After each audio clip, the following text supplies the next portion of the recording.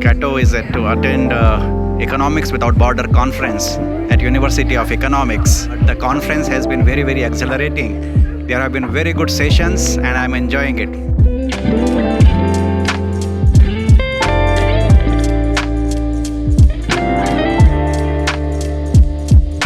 It's a pleasure to be here today. I'm happy to be part of the project Economics Without Borders. It's great to be part of such an extreme program and project, and I'm happy to inspire a lot of young people around the world.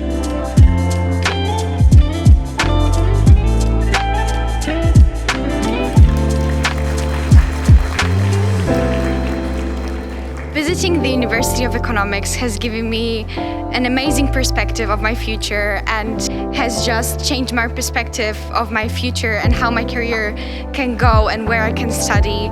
And as a high school student, I really needed this level of education and this inspiring talks.